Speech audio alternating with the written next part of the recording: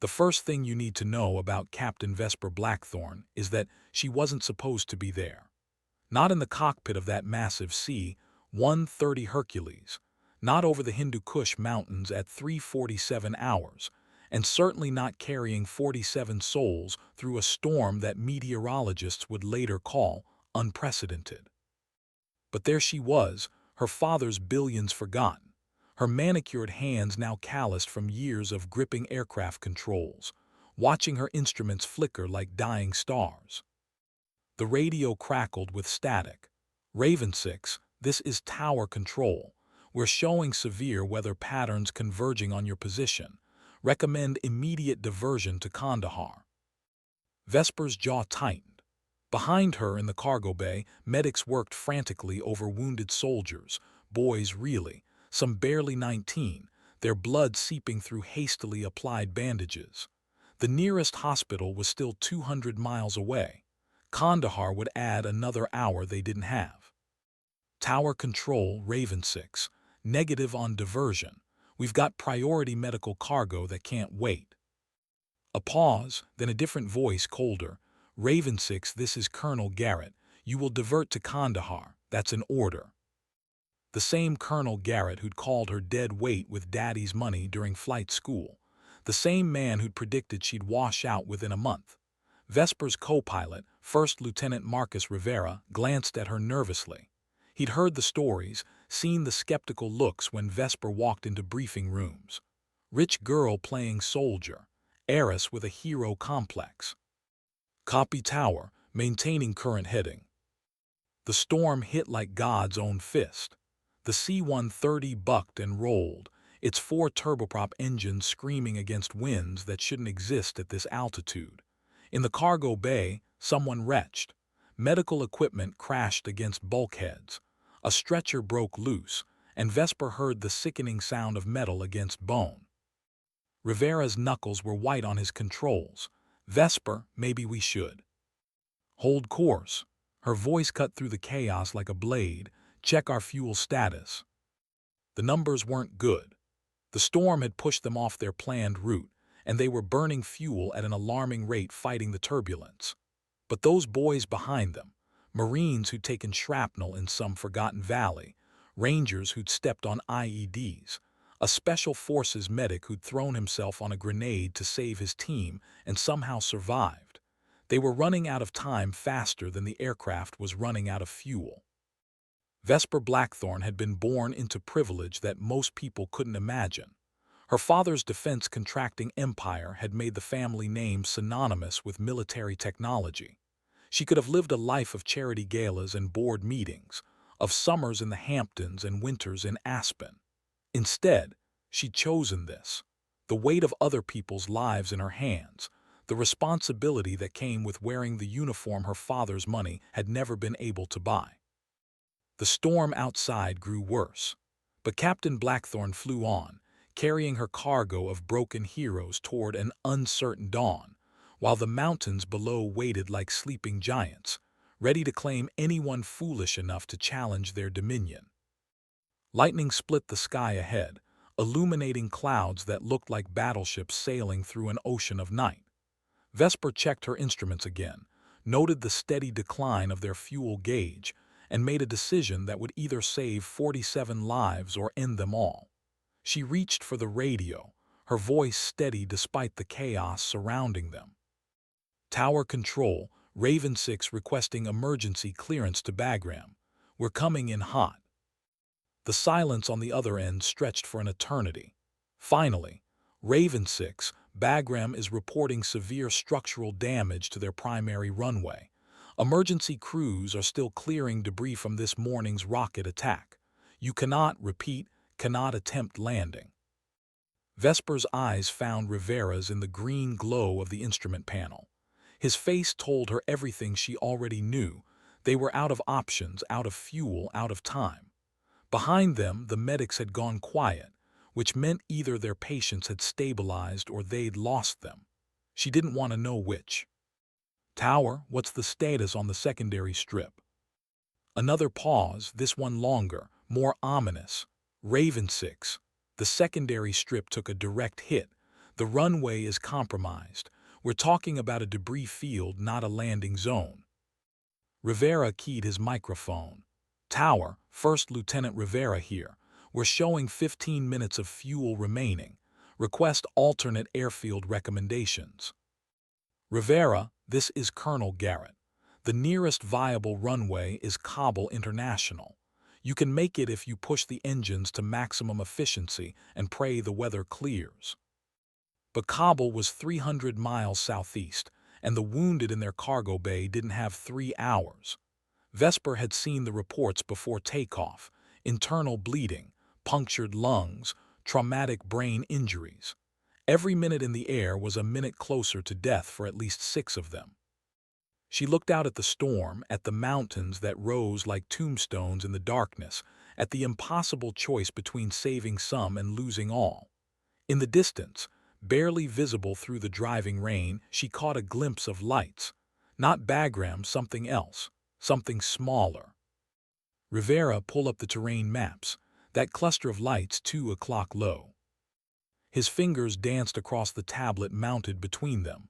That's nothing official. Looks like a construction site, maybe a mining operation. Definitely not rated for aircraft operations. Length: maybe 800 meters, if we're lucky. A C-130 Hercules needed at least 1,000 meters to land safely under ideal conditions. 800 meters in a storm, on an unimproved strip with wounded aboard, was suicide. But 47 people were counting on her, and Vesper Blackthorn had not come this far, had not endured the sneers and doubts and whispered comments about Daddy's money, to let them down now. Tower Control, Raven 6 declaring emergency. We're attempting landing at an alternate site. Negative, Raven 6, you do not have clearance for. Vesper switched off the radio. The sudden silence in the cockpit was profound, broken only by the howl of wind and the steady drone of engines that were consuming their last reserves of fuel. Rivera stared at her, his face pale in the instrument lights. You sure about this? She wasn't sure about anything, but uncertainty was a luxury she couldn't afford. Gear down, full flaps, and Marcus, she turned to look at him directly, start praying to whatever God you think might be listening tonight. The lights below grew larger, defining themselves into the rough rectangle of a dirt airstrip carved from the mountainside. No runway lights, no control tower, no emergency services. Just 800 meters of packed earth that might or might not support 68 tons of aircraft and cargo dropping out of a hostile sky. Vesper brought the nose down, feeling the C-130 respond to her touch like a living thing. The engine screamed in protest as she fought the crosswind, the aircraft bucking and sliding in the turbulent air. Through the windscreen, she could see the strip rushing up to meet them, a narrow scar of lighter earth against the dark mountain, surrounded by boulders and drop-offs that would shred the aircraft if she miscalculated by even a few feet. At 100 feet, the rain intensified. At 50 feet, she could see individual rocks on the makeshift runway. At 20 feet, Rivera gripped his armrests and whispered what might have been a prayer or a curse. At 10 feet, Vesper Blackthorn pulled off a miracle. The main gear touched down with a bone-jarring impact that sent shockwaves through the airframe. The nose wheel slammed down a second later, and immediately Vesper was standing on the brakes, feeling the aircraft slide and skid on the rain-slicked surface. The end of the runway rushed toward them like a cliff edge, and for one terrifying moment it seemed they would never stop, would simply barrel off the end and into the void beyond. But they did stop, with barely 50 meters to spare, the engines winding down to an exhausted whisper as Vesper shut down the systems one by one. In the cargo bay, medics were already preparing to evacuate their patients. Outside, vehicle lights began converging on their position. Whoever operated this strip had seen them coming. Rivera released his death grip on the controls and turned to stare at her. His voice, when it came, was barely above a whisper. How did you do that? Vesper didn't answer immediately. She was looking out at the storm, at the mountains that had tried to claim them, at the narrow strip of earth that had saved 47 lives tonight. She thought about her father's money, about the comments and doubts that had followed her through every day of her military career, about the nickname that had stuck since flight school. Dead weight. "I don't know," she said finally, "but we're alive." The evacuation took 47 minutes. Vesper stood in the rain, watching as each stretcher was loaded into waiting vehicles, as each wounded warrior was passed into the hands of medical personnel who had appeared as if from nowhere. Some of the soldiers were conscious enough to nod their thanks. Others were too far gone to know they'd been saved. The last to leave was Sergeant First Class Emma Valdez, a combat medic who'd taken shrapnel while treating others under fire. As her stretcher passed by, she grabbed Vesper's wrist with surprising strength. "Captain," she said, her voice raw, "what you did tonight, what you did for us." "Just doing my job, Sergeant." Valdez shook her head. "No, ma'am, that wasn't just duty. That was something else entirely."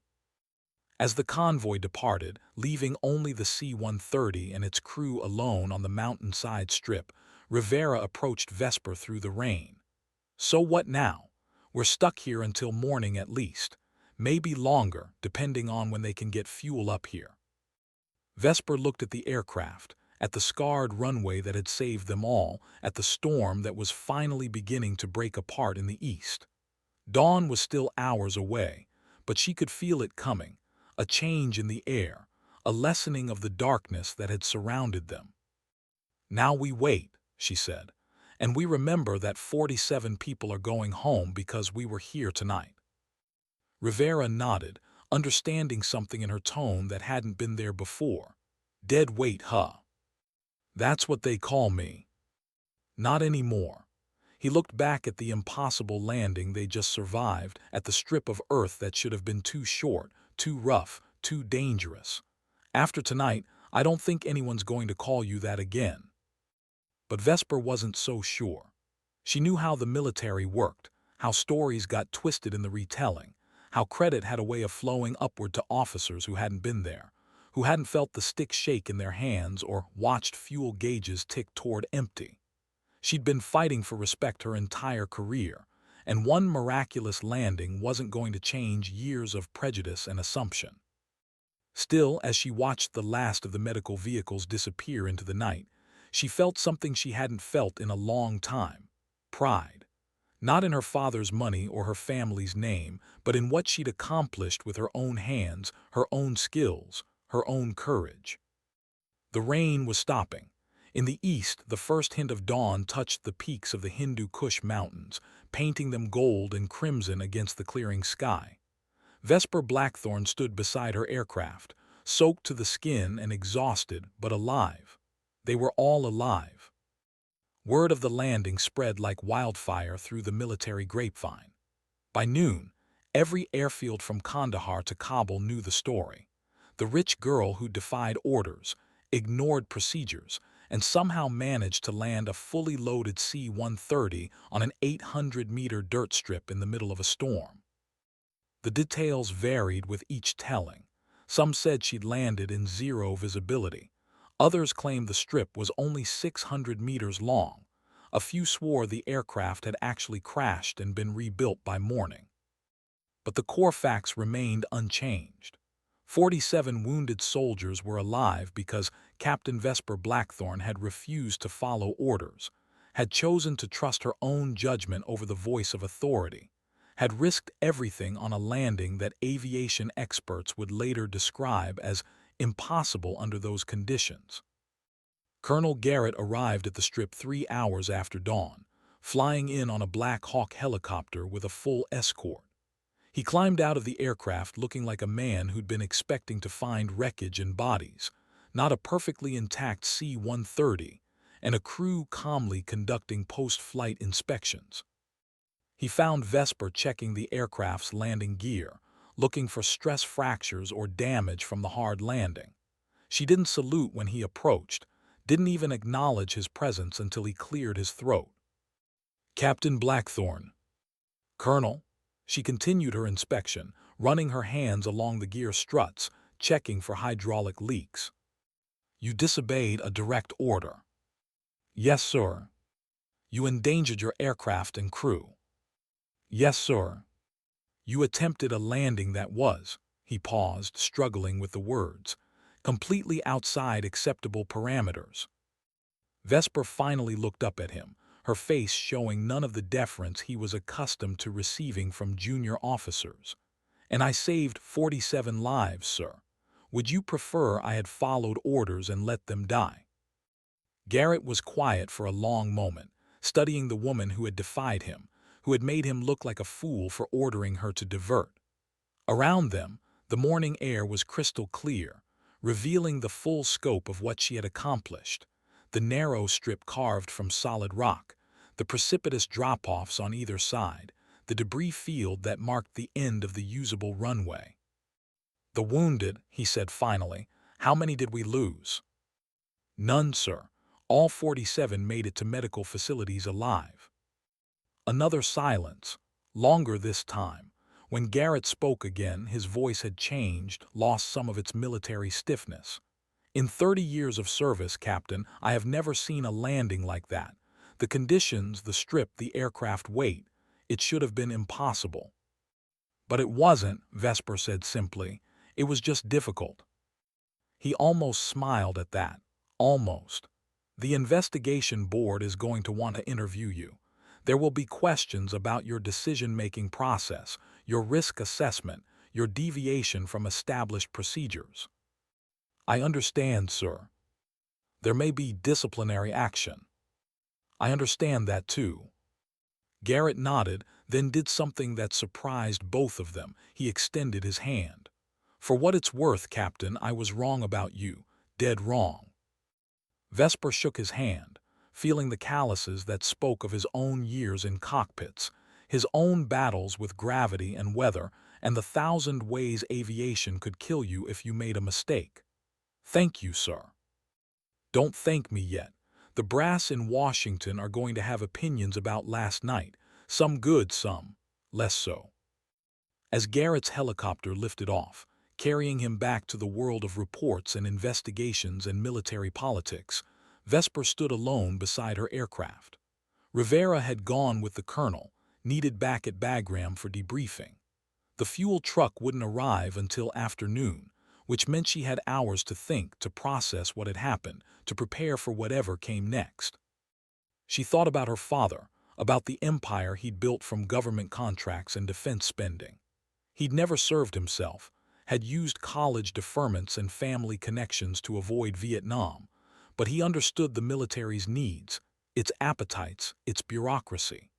He'd taught her that respect had to be earned, that money could buy access but not credibility, that the only currency that mattered in the end was results. Last night she delivered results. 47 lives saved, 0 lives lost, an impossible landing executed under conditions that should have killed everyone aboard. It was the kind of achievement that built legends, that got written up in aviation journals and taught at flight schools. But she also knew that legends were fragile things, easily undermined by politics and prejudice. There would be those who said she'd gotten lucky, who would minimize her role in the rescue, who would find ways to explain away her success. The investigation board would pick apart every decision, every action, looking for violations of procedure that could justify punishment. The morning sun climbed higher, warming the thin mountain air. In a few hours, the fuel truck would arrive, and she could fly back to Bagram, back to the world of regulations and chain of command and officers who still saw her as the rich girl playing at being a soldier. But for now, in this moment, she was exactly where she belonged. Beside her aircraft, on a strip of earth that had become sacred ground, in the aftermath of a miracle she had created with her own hands. The investigation took 3 weeks. 3 weeks of interviews, depositions, technical analysis, and political maneuvering. 3 weeks of Vesper sitting in conference rooms while colonels and generals dissected her decisions, questioned her judgment, and debated whether she was a hero or a rogue officer who had endangered military assets through reckless action. The preliminary report was damning. It cited willful disobedience of direct orders, unnecessary risk to personnel and equipment, and deviation from established procedures without proper authorization. It recommended a formal reprimand, possible reduction in rank, and reassignment to non-operational duties. The final report was different. It had been influenced by something the preliminary investigators hadn't seen: video footage from helmet cameras worn by the medics treating wounded in the cargo bay. The footage showed the desperation of the situation, the rapid deterioration of several patients, the medical personnel openly stating that diversion to Kandahar would result in multiple deaths. But more importantly, it showed Vesper's voice over the intercom during the final approach: calm, confident, professional. It showed her hands on the controls as the aircraft bucked and rolled through the storm. It showed the impossible precision of a landing that aviation experts had declared should have killed everyone aboard. The final report used different language: exceptional airmanship under extreme conditions, sound tactical judgment in a life-or-death situation, and courageous action that resulted in the preservation of 47 lives. It recommended Vesper for the Distinguished Flying Cross, the nation's highest award for heroism in aerial flight. The ceremony took place at the Pentagon, in a room full of generals and admirals, defense contractors and Pentagon officials.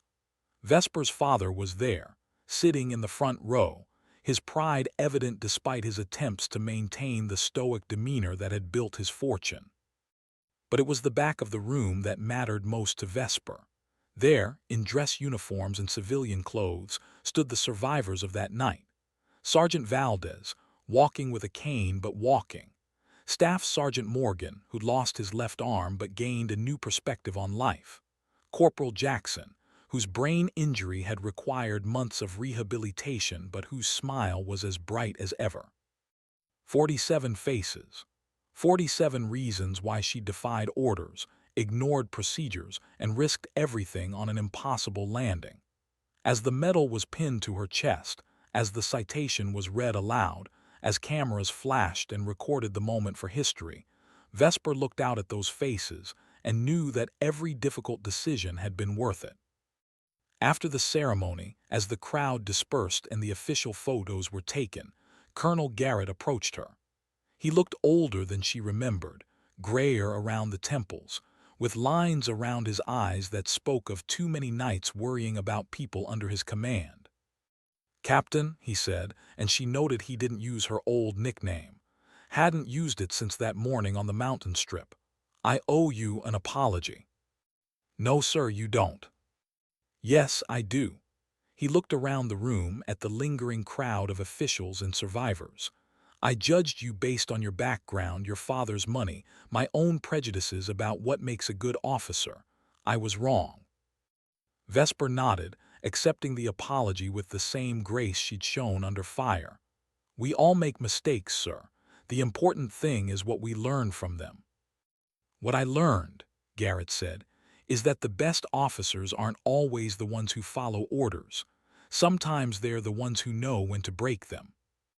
6 months later, Major Vesper Blackthorne, the promotion had come with the medal, stood in the briefing room at Bagram Air Base, addressing a group of young pilots fresh from flight school.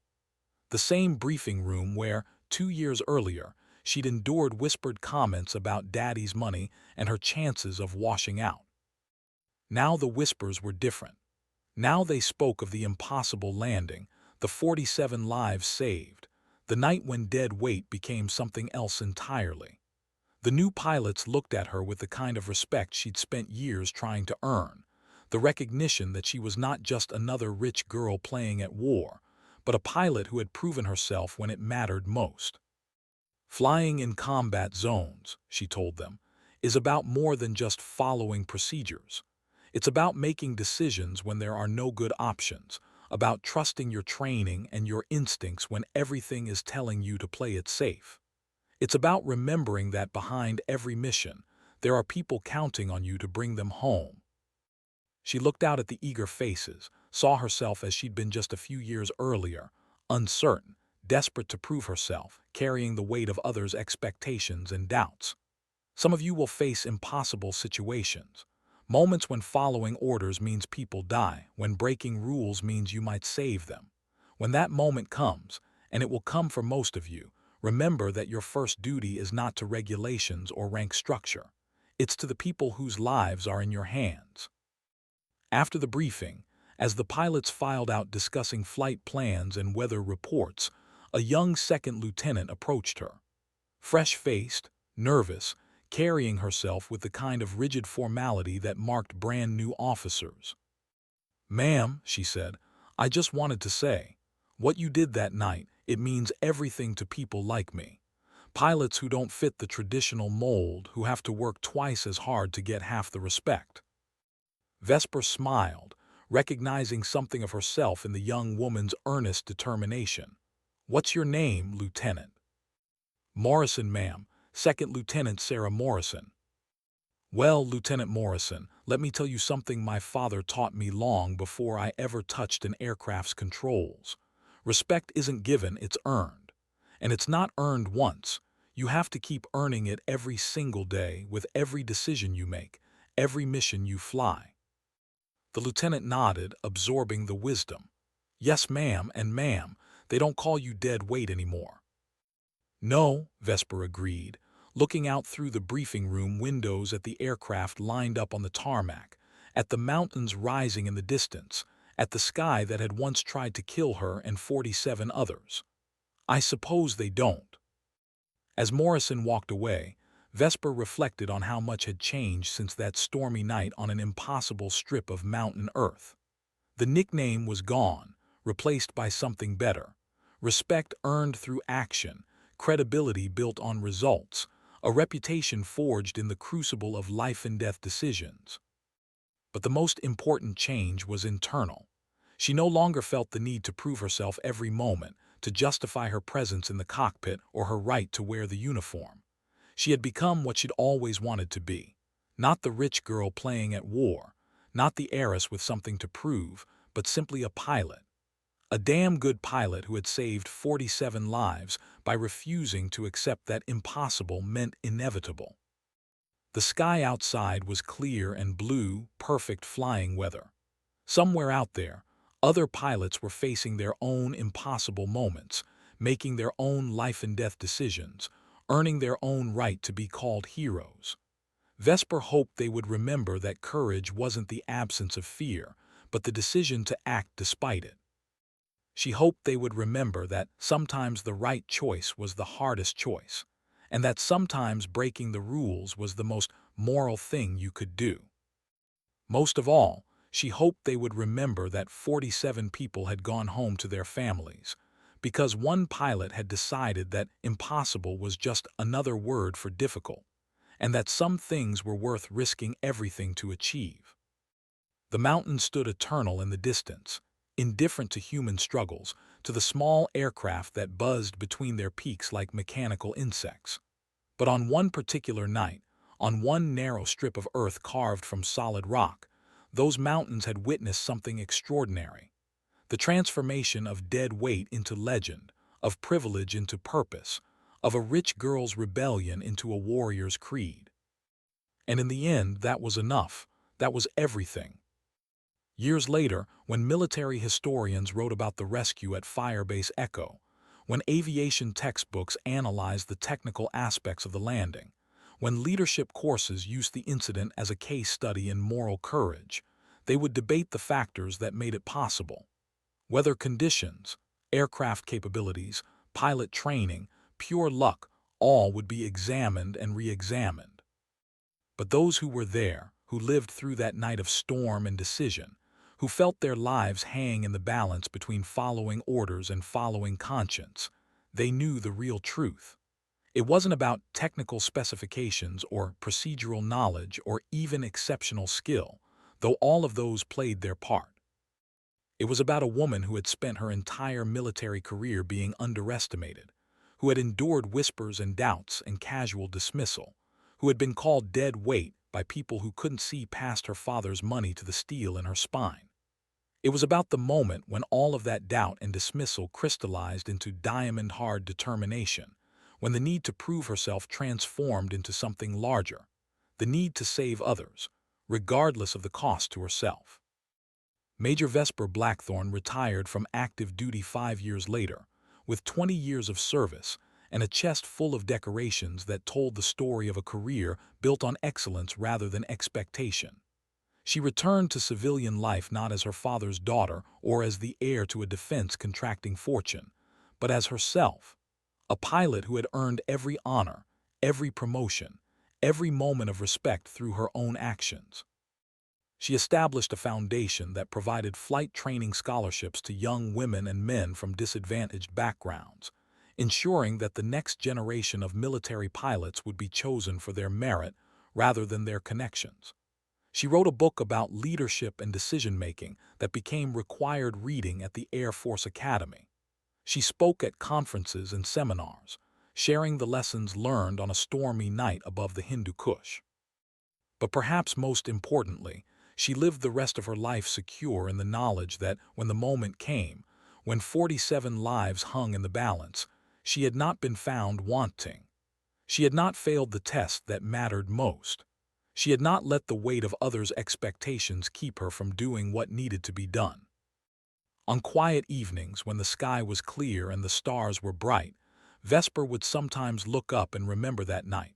The storm, the impossible landing, the faces of the wounded warriors she had carried to safety. She would remember the weight of the controls in her hands, the sound of the engines fighting the wind, the narrow strip of earth that had saved them all. And she would smile, knowing that somewhere out there, other pilots were facing their own impossible moments, carrying their own precious cargo through their own storms, making their own decisions about when to follow orders and when to follow conscience. The legend of dead weight had become something more than a story about one miraculous landing. It had become a reminder that heroes weren't born, they were forged in moments of crisis, shaped by the decisions they made when everything was on the line. It had become proof that the most unlikely people could rise to meet the most extraordinary challenges, that courage came in many forms, and that sometimes the greatest victories were won not by following the rules, but by having the wisdom and strength to break them.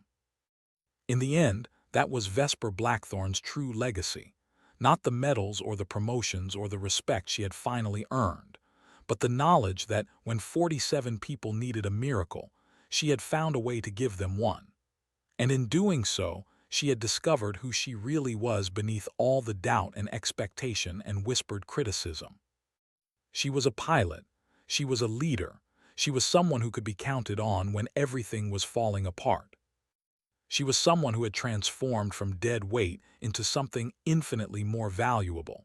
Hope made manifest in the form of a woman who refused to accept that impossible meant inevitable. And on a narrow strip of earth carved from a mountainside, surrounded by the eternal peaks of the Hindu Kush, that hope had been enough to bring 47 heroes home.